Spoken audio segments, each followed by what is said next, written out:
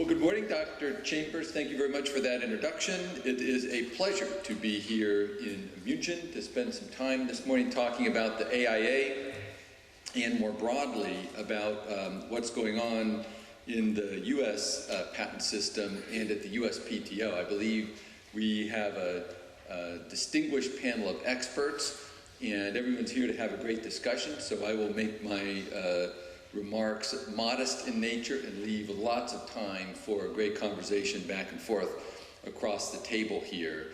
Before I start, though, I'll say thanks to the forum folks for setting this meeting up. We truly appreciate, from the United States, having the opportunity to come and share the details about our new patent laws, the American Invents Act, with experts here in Germany to talk about the many implementation details, to hear from you about issues and concerns, to share processes with you, and also to have a broader discussion about topics like substantive patent law harmonization that become now a lot more possible on the platform of the AIA. What I'm going to do for the next few minutes is talk a little bit about the AIA, but also do a very brief summary of operations at the USPTO in general and give you a sense for what's going on at our agency, hopefully creating a platform for our substantive discussion here.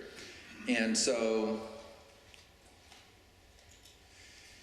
starting with the American Invents Act.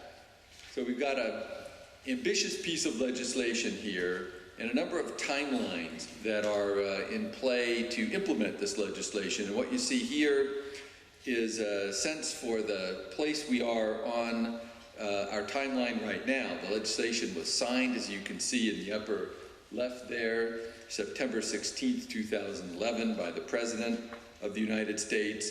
The gray that you see are parts of the legislation that we've already implemented. We've prepared lots of notices for proposed rulemaking that are currently out for public comment, part of the American system of implementing legislation. We've prepared these ambitious new, what are called board rules, that enable our Board of Patent Appeals and Interferences to adjudicate these many new post-grant processes that we've now got in place as a result of the AIA.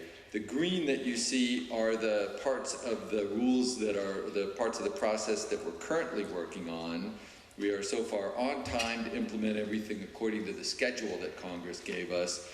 And then the blue to the right-hand side on the top and bottom are the portions of the legislation that are still to be implemented in the future. So here we are in early April now.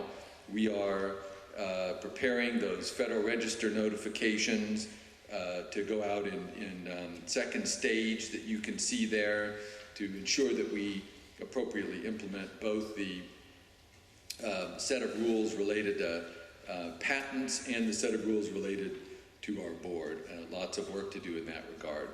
So here is a quick summary of the provisions that have already been implemented, that were in the group that was to be implemented either upon enactment of legislation or within 60 days. I won't read all of these to you, but you can see there's quite a list here, including a prioritized examination, or what we refer to as track 1 examination, and I'll try and talk about that a little bit in just a few minutes.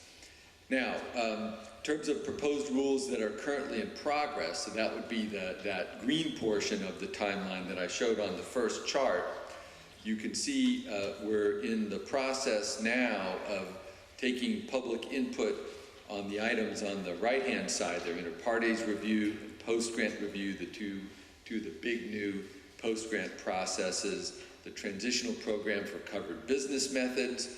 Another post-grant process is our derivation procedure, which we think and hope will be used rather unusually, similar, in fact, nearly identical to the European derivation process. And then on the left-hand side there you see the provisions that went out in January and for which the notices of proposed rulemaking have either already closed or are in the process of closing. Inventor's Oath and Declaration, which in many ways has changed as close as we could get under the legislation to an assignee filing approach, and we're implementing the legislation to provide for as much assignee control of filing as we possibly can. Third-party submissions of prior art, and then the list goes on there, including yet another post-grant process that we now have in the US called supplemental examination. So I said I'd talk for just a minute about Track 1. Track 1 is our new process that provides an opportunity to get patent protection in under a year. This is completely through the process from filing to notice of allowance. And as you can see here, we have now nearly 3,000 requests for Track 1 processing that we've received, and our processing times are going actually quite rapidly. From when the petition is granted, you can expect to get a first office action in just a little over a month, about a month and a week or so. That's on the upper right-hand side there. And interestingly, of the over 1,500 first office actions that we've issued so far, we've got a very high level of notices of allowance in relation to the final dispositions, which are our final rejections mailed. So if you think about that, in an office in which for the average application, normal applications, our grant rate is less than 50%, to have under an accelerated process a grant rate where the percentage of grants to final rejections is better than 3 to 1. So, you know, say 66% or more, allowance rate is quite noticeable. Why is that? It's not because of any derogation in quality, because our examiners are being incented and measured and expected to perform the same quality of processes for accelerated examinations as they are for all others. So it must be some other reason. We think that it's because applicants are, since they're spending a lot of money to get into this process, they're putting their very best inventions into it, important inventions into it. They are spending a lot of energy to write great patent applications, and they're engaging very thoughtfully with our examiners, leading to a very high allowance rate. My guess is that if you were to add up the savings in cost of prosecution from having such a high chance of allowance, might actually wind up being less expensive to use Track 1, prioritized examination, than to go through regular examination, where you will almost certainly have additional office actions, additional prosecution history, and everything that goes along with that. So our prioritized examination statistics so far are showing great promise in terms of this program being quite successful for applicants to get through our agency very, very, very quickly. We actually, one particular case, we went from filing to grant of the patent in 37 days. So an all-time record for us. I'm not sure if that kind of processing is available anywhere else in the world, but 37 days, or just after a month from filing the patent, is pretty fast. Now, one part of the AIA, apropos our presence in this room today, is continuous outreach to the global innovation community that would like to know about implementation of this legislation. What you see here is a summary of a recent roadshow that we conducted in the US. This week, of course, is a European roadshow. That roadshow was across the continental US, and you can see the 7 meetings that we conducted with about 1,500 or so participants, intentionally groups like this one of experts, and sizes where we could have rather intimate discussions. We are ambitiously reaching out, trying to touch as many people as we can who are interested in this legislation, so that we can get a lot of information out about its implementation. We also have a microsite we call our AIA microsite, and you can see the web address for it there. It provides what you might call one-stop shopping for a very wide variety of information about the AIA, including the full text of the bill, our implementation plans, many announcements, points of contact. We're also pushing information about the AIA, presentations, documentation, out to other offices, including the German Patent Office and the EPO and others, to try and keep the global community updated. And we've done that because we've had many requests from other offices that their constituents wanted to know about what the U.S. was doing in implementing our legislation. So we're trying to provide as much of an outreach and push to something like 70 or so offices around the world to keep everybody updated in our implementation. Now, there's actually a second timeline. I showed you the 12-month timeline before. There's also a 17-month timeline for this legislation, and that's because important parts of the legislation, particularly the first-to-file provisions, and I am using the words first-to-file, and for anyone who's either unsure or suspicious, let me be very clear, it really is first-to-file. It really is first-to-file, just like what you think of as first-to-file. It really is first-to-file, period. And that's on a 17-month implementation timeline that goes into effect next March, along with a number of other provisions of the legislation, including our fee-setting authority. So you can see here, we're in the middle of that process. Also, we have put out notices of proposed rulemaking for some of those provisions, especially fee-setting, which is the focus of this timeline. We were required by Congress to do hearings with our Patent Public Advisory Committee. We've conducted those. We're waiting for their input. We're preparing to go into the statutory American rulemaking process, and I'm sure we'll talk about some of the fees during our panel discussion here, but we've got a lot of work to do in that regard, trying to set the fees in ways that will keep the U.S. patent system very, very affordable at entry, but also enable us to put in place all the processes we need to do a good job implementing the legislation. Now, even before this legislation was passed, we had committed to begin opening, for the first time in our country's history, satellite patent offices. And indeed, we announced our first office last year in Detroit, Michigan, in the north Midwest of the United States. You see this photograph, which shows that office. It is now called the Elijah J. McCoy Satellite Office. And if you've ever heard the American expression, the real McCoy, this actually is where the real McCoy comes from, an individual who was from that area named Elijah J. McCoy. So this is going to be the real McCoy Patent Office. It's the brick building that you see in the foreground to the left-hand side, and it was the ancestral home of the Stroh's Brewing Company.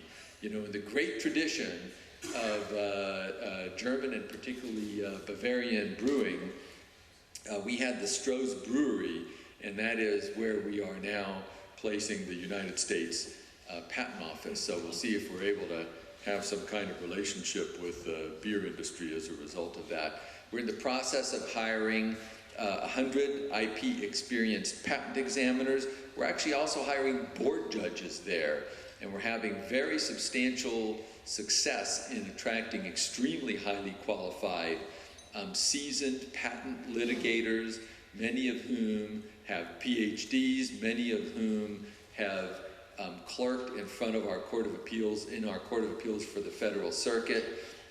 We're very, very pleased with the quality of the board judges that we're hiring. We're in the process of trying to double the size of our board from about 100 judges to about 200 judges, and Detroit will play a major role in that. We also were required by this legislation, the AIA, to open at least 2 additional satellite offices across the United States. We have received extensive input, over 640 requests to open satellite offices in some 54 cities and regions across the U.S. And I'm actually happy to be in Europe this week. It's one of the few places on the planet I can go and not have a member of Congress ask me to open a satellite office in their part of the country. Although we met with a senator just the other day in Den Haag, and I was afraid that he was going to see if we could put an office in the Netherlands. So Another thing that we're trying to do a lot of at the USPTO is provide transparent information about what's going on at our agency. And what you see here is our Data Visualization Center.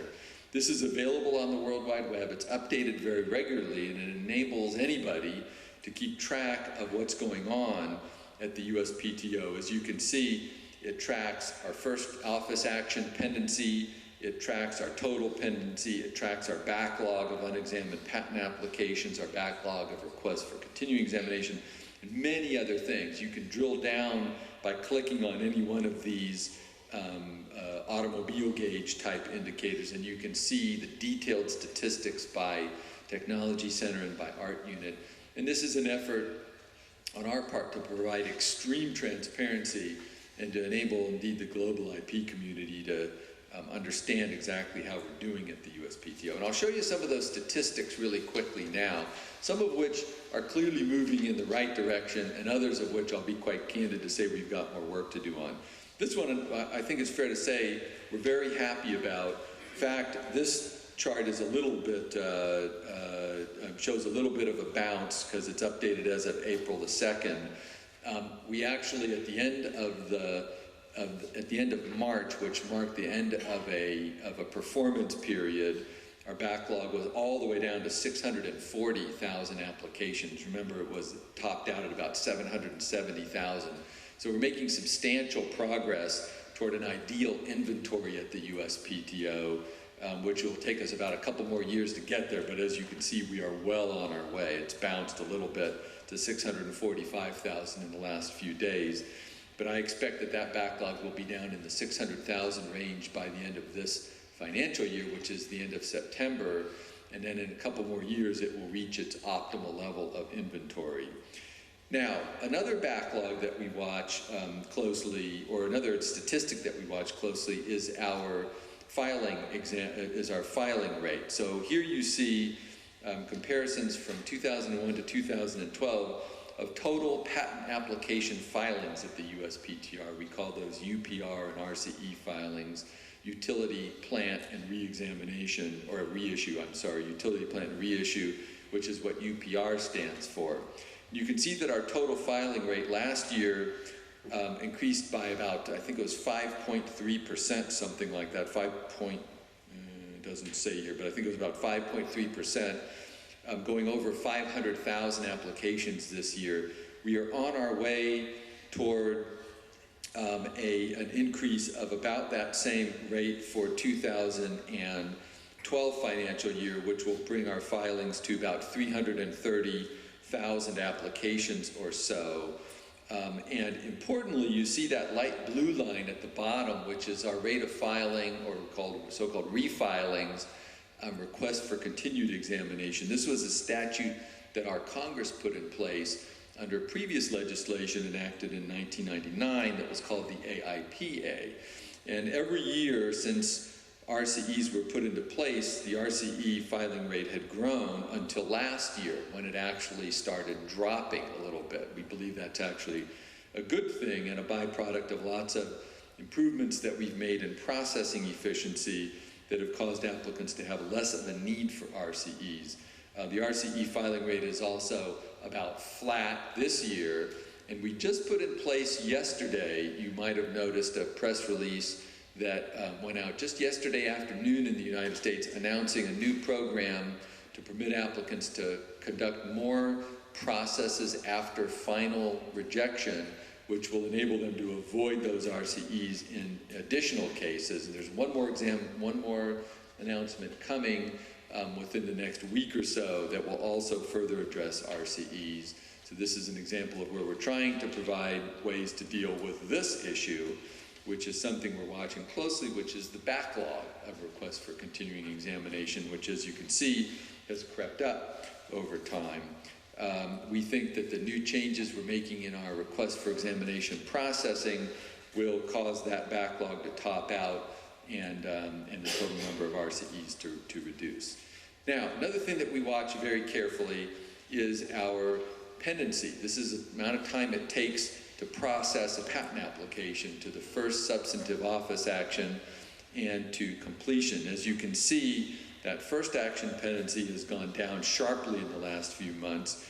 It will stay where it is now at about 22 months until the end of this financial year, at the end of September, and then it will drop again down to about 18 months next year. The final action pendency, which you can see has come down somewhat, is down to about 33 months or so, maybe 34 months, will stay where it is till the end of this financial year, and then it will start dropping also. And I'll talk in just a minute about why that is. But what you can see here is a quick look at our forward-looking pendencies. So this is for patent applications filed today. How long will it take them to get processed? And you can see that number has dropped precipitously. You're now down to just 16.8 months from filing to get first office action on average for applications that are being filed today. Now our target in that regard is the terminal y-axis for this diagram, or 10 months. So as you can see, we're now making progress, and we're probably within a year of reaching that target of 10 months to first office action. Another thing that we're watching very closely at the USPTO operationally is our interview time. We've made tremendous efforts to dramatically increase the number of interviews that our examiners are doing with applicants. In fact, I heard from a European practitioner recently, someone I don't know sent me an email, and in this email he said, I've been practicing in front of the USPTO for something like 35 years, and he said, I was shocked the other day when I was sitting in my office here in Europe and I received a phone call from a USPTO examiner saying, I'm working on your application and I think it's in condition for allowance, but I'd like to talk to you about some amendments that are needed. And this practitioner, he had never heard from a USPTO examiner before and was shocked and pleased when he received that phone call. And that's a byproduct of many changes we've made to encourage our examiners to work directly with applicants and to reach out to applicants to help resolve issues with pending patent applications and bring them to closure more quickly. So you can see here, we've increased interviews from about 97,000 total hours of interviews 3 years ago. This year we will easily surpass 150,000 hours of interviews, and we may get to closer to 160,000 hours. So we're very pleased to be engaging much more actively with many people, hopefully in this room, to achieve outcomes more quickly. Now, I mentioned before that I talk about why those pendency numbers, first action pendency and final action pendency, had gone down and then were stabilizing for a while. And the answer is because of this program. This program is called COPA, Clearing Our Oldest Patent Applications, and it represents a rather comprehensive effort that's now in its second and probably final year, because there won't be any old applications left after this year, to go through, now this year, 260,000 old applications. Really what we decided to do to really get in position to move to those optimal processing times within a couple more years here is to go through and focus on the old cases that had wound up being orphaned, that are stuck in the attic, in the basement, if you will, figuratively, to find those and to examine them preferentially to get them done and out. So we did about 257,000 of them this year. Last year, we targeted 260,000 this year. We surpassed our mid-year requirement or target in that regard, and we are well on our way, I believe, to making it through about 290,000 of those old patent applications. And since we've only got a little over 300,000, maybe 310,000, we will essentially be done with our old applications at the end of this year. But as you can imagine, when you work preferentially on your old applications instead of your new ones, it causes your output numbers, first action pendency and final action pendency, to appear a little bit inflated because you're concentrating your work on old cases rather than new ones. And that's why those numbers have stabilized where they are.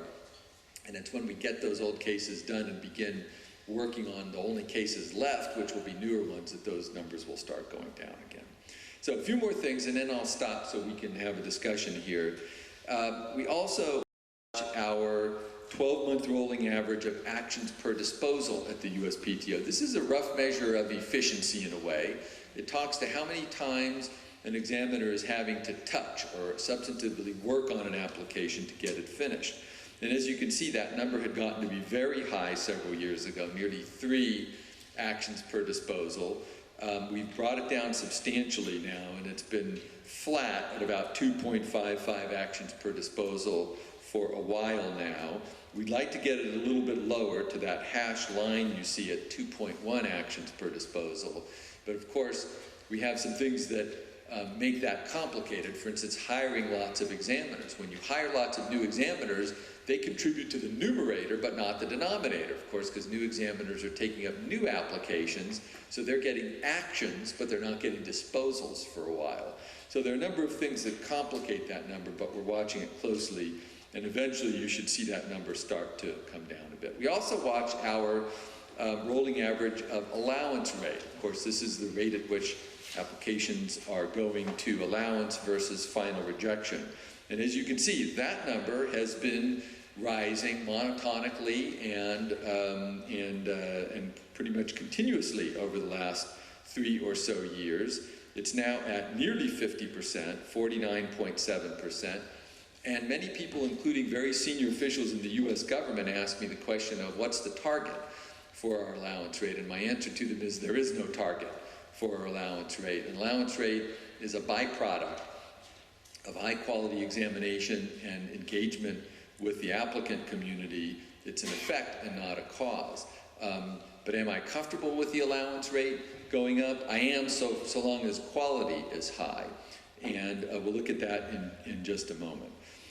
So before we get to quality, I wanted to pause for just a moment and show you statistics on our central re-examination unit. So this is where the unit at the USPTO that handles patents that are brought back into the agency for our folks to have a second look at them or the current re-examination process. And as you can see in the pink line, the number of requests for re-examination have risen very dramatically over the last few years, extremely dramatically, with a growth rate that's nearly vertical.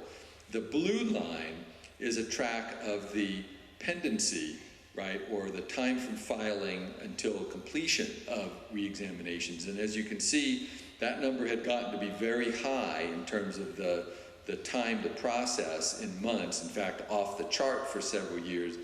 But by working a lot on efficiencies in our re-examination unit, we've managed to bring that number down substantially, as you can see, from well over 40 months down to about 20 months now.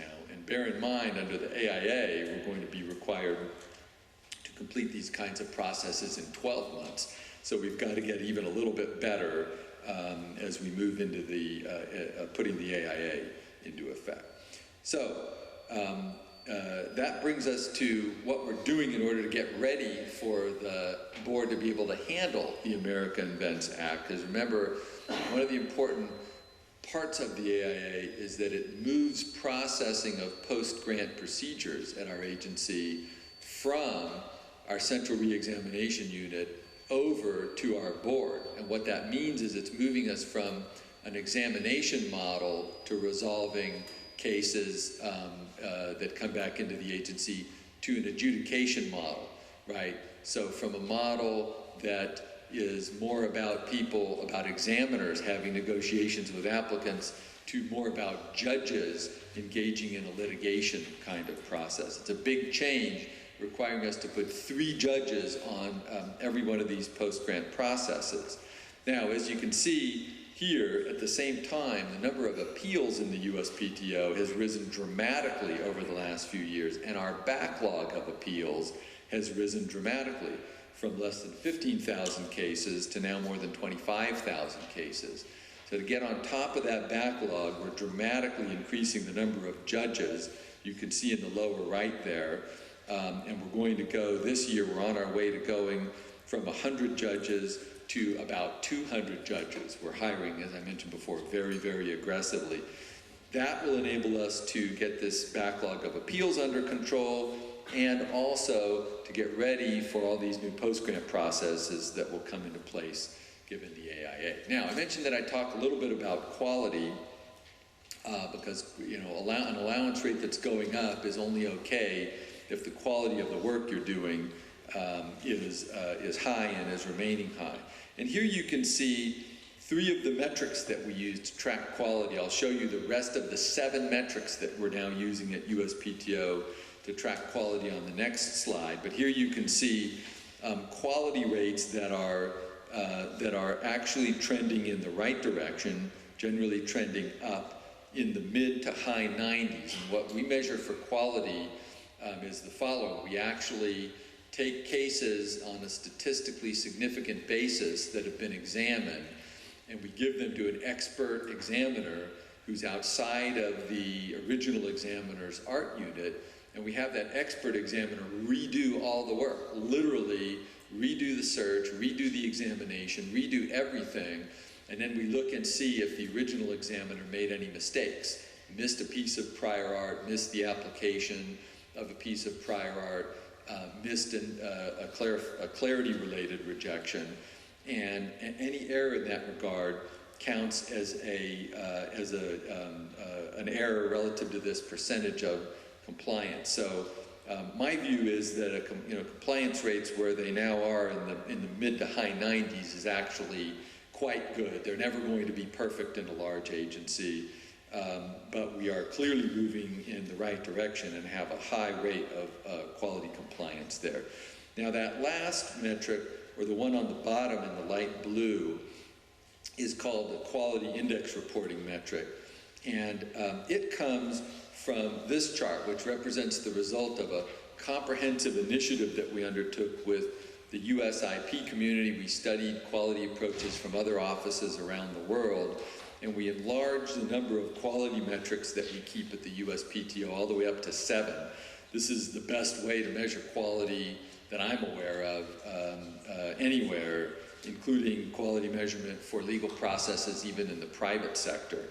So we not only measure as we have final disposition compliance rate, meaning the accuracy of our final office action, we're measuring in process compliance rate, which is during the patent review process, during the office action review. We're also measuring first action on the merits search review quality. So this is the quality of the initial search that was conducted, whether the first office action was completed in a quality fashion. We've got this quality index, which is a summation of statistics at our agency that are indicative of high quality, things like whether the examiner had to withdraw a final action, whether the examiner had to give a 3rd or 4th non-final rejection, measurements like that. We also have 2 surveys that we're conducting, an external quality survey and an internal quality survey,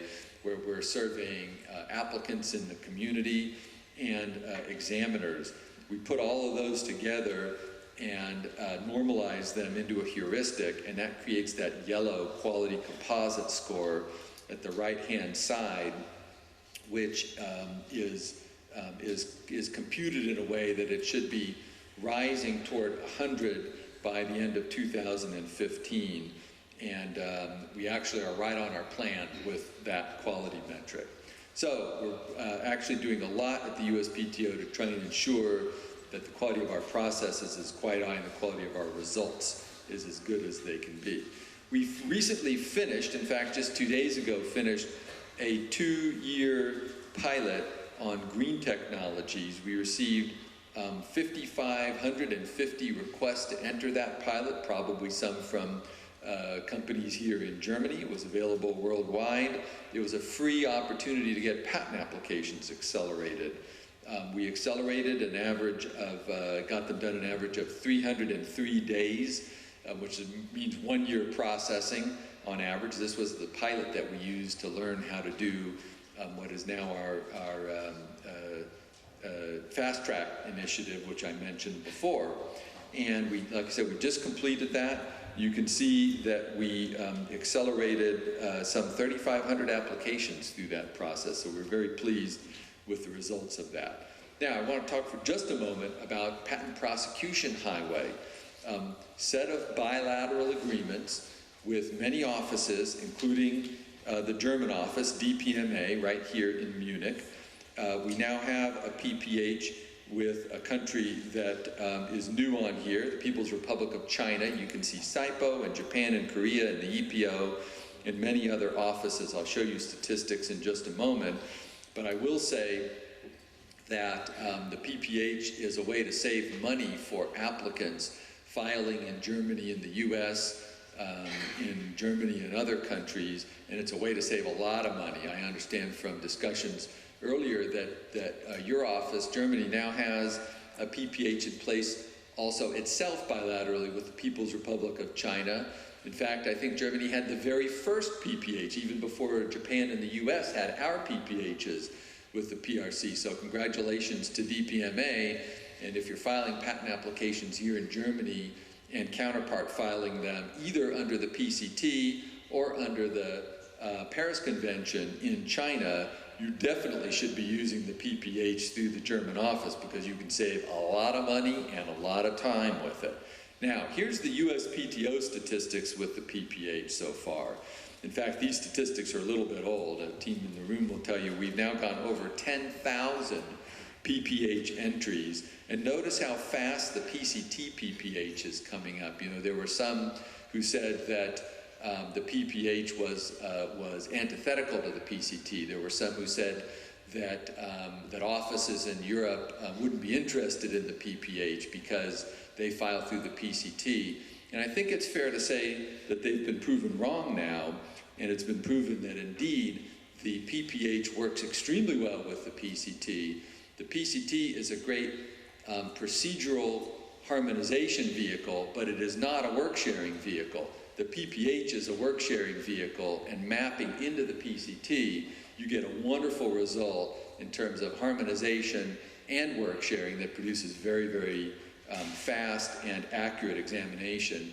Indeed, our statistics are showing that by using the PPH, in addition to the PCT or the Paris Convention, you actually get better quality examination than any individual office can provide on its own. And that should be no surprise because using the PPH, you get a first examination, and then the second examiner gets to stand on the shoulders of that first examiner and do more work, do a top-up search, which increases quality, look for issues that the first examiner might not have been able to look for. We will hit over 16,000 PPH entries in the USPTO this year. Many other offices are having extremely fast uptake on the PPH, and statistics show that you will save, your applicants will save at least about $2,000, between $2,000 and $10,000 per PPH entry, which is extremely significant savings for German companies who are operating and competing in a global environment. Korean companies are using the PPH aggressively. Japanese companies are using the PPH aggressively. American companies are using the PPH aggressively. I think it's great that European companies now are able to use it and have a level competitive playing field. Now, another project that we're very, very happy to be cooperating on with the EPO is cooperative patent classification. And I'm really happy to be here in Europe talking about this initiative because it's all about having collaborative discussions about best practices, about recognizing best practices and moving to them aggressively. This is a case in which the US recognized that the best practice for classification systems was indeed the European classification system. So we agreed now nearly 2 years ago with the EPO to combine our forces to use the ECLA system, combine into it areas where the US had some good things to offer, but fundamentally base a 21st century classification system on ECLA, simply converted over to the IPC codes to take advantage of the WIPO based IPC. And we are heavily engaged with the EPO on that process. We're putting an enormous amount of effort into it. The EPO is putting a lot of effort into it. We're on track to begin moving over to the CPC the beginning of 2013. So the USPTO will begin classifying in the CPC, and we'll begin incenting our examiners to move over to the CPC beginning what is it, just 9 months or so, a little less than 9 months from now. You can see the timeline here. It's going to be a big change, but very positive. After we're all over on the CPC, we'll have EPO, the USPTO. We hope we'll be able to bring other offices along also, classifying in one single classification system and examining patent applications, searching for prior art, one single classification system. Very, very powerful for the 21st century, and we're pleased to be working with the EPO on that. Trademark performance, I'll just mention very quickly for anyone in the room who is a trademark practitioner. We are experiencing rapid growth in the USPTO in terms of trademark filings. We will top 410,000 filings this year by classes. Another big year of increases, I think probably an all-time record for our office. And we have a tremendous focus on quality in trademark performance with first action, final action, and an excellent office action program that is showing very high levels of quality attainment.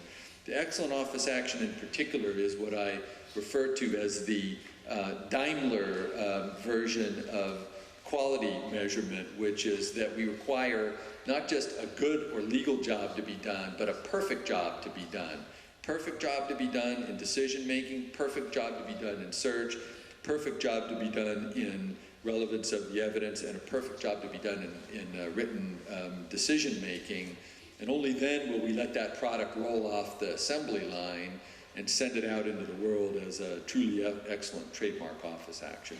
We're also working on brand new information technology systems, following the footsteps of the DPMA, which has done some wonderful work in new technology here in Germany. We've got a trademarks next generation system. You're seeing a prototype of the screen here that will be presented to examiners that will enable our IP community, in fact the global trademark community that files in the USPTO, to manage trademark portfolios on the USPTO website, saving a lot of money in the process.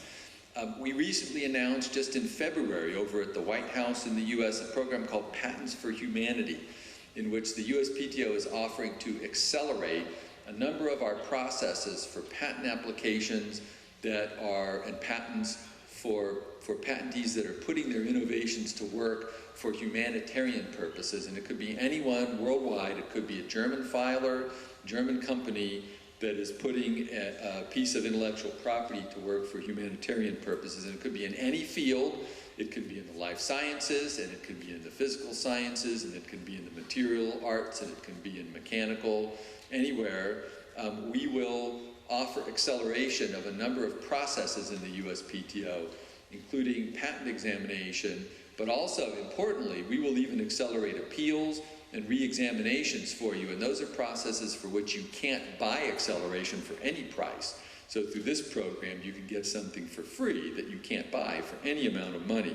We're now accepting applications. We've already started getting applications from some great companies that are doing some great humanitarian things with their patented technologies, and we would love to see applications to that program from folks in the room here. And then moving to conclusion here, we've got a new website at the USPTO. It's called the USPTO.gov, makes it much easier to get access to our processes in the agency, patents, trademarks, copyrights, and all areas of intellectual property. And we also have a brand new IP awareness assessment tool that we put in place, modeled on another best practice from the French Patent Office, which has a great IP assessment process in France. We went and benchmarked with the team there in France and modeled after what they put in place. We have put together an IP awareness assessment tool that's for the US independent inventor community and small business community, enabling people and small companies to get on, conduct an online comprehensive self-assessment of their intellectual property issues. Do they need to register a trademark? Do they need to file for a patent? Do they have a possible issue with someone else's intellectual property? Produces a report. We don't keep any copies of it. It's produced only for the small or medium business, and enables them to determine if they might need to get legal help. It's a brand new tool. We just put it online last weekend. So you can go to the USPTO website and take, or have your clients take an IP awareness self-assessment. Now, we also have a brand new end-to-end system coming into place for our patent examiners. It's called Patents End-to-End. You are not looking at a prototype of that here. You are looking at the actual real system propelled by real operational code. It's already being used in our central re-examination unit. It conducts background searches automatically. It conducts heuristic searches. It looks for terms that are used in the claims but not in the specification. It maps the claim trees. It's a very sophisticated new end-to-end examination system that some of our examiners are already using, and it'll be rolled out to our entire corps as we move into 2013. Lastly, we also have moved our procedural manuals, our manual of patent examining procedure and our manual of trademark examining procedure, over to new web-based infrastructure, and that includes tools like what you're seeing here to enable you to discuss the MPEP and new chapters of it.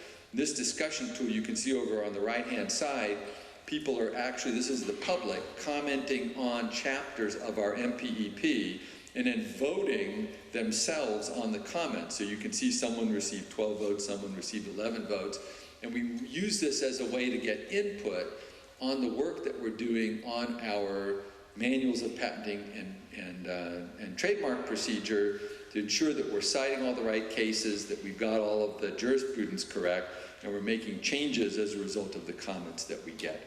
We have a similar thing for the trademark side, and lastly, we also have now put out a system called e-petitions, which enables many of our petitions, in fact over a third of them, to be processed entirely electronically.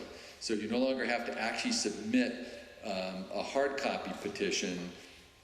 You can process petitions through the web, which means you fill out the form on the web, you pay your fee on the web, you hit the submit key, and like Amazon.com, you immediately get notification that the petition has been processed and approved, and it gets noted in your electronic file wrapper, so you don't have to wait at all for feedback from the agency. With that, I will stop, say thank you very much, and I look forward to the discussion here next.